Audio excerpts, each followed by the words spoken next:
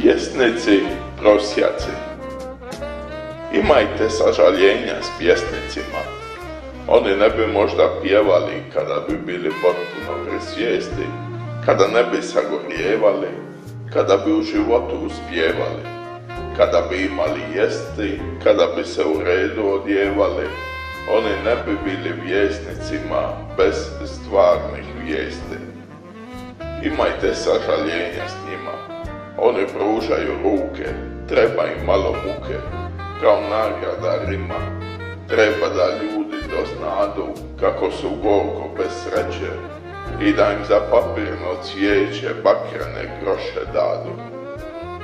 Imajte sažaljenja s njima, oni su sveti bolesnici, a svaki jad se njima prima u osjetljivoj žici, vrućici i nedoumici, a njihov živa snima sav svijet i jad u slici.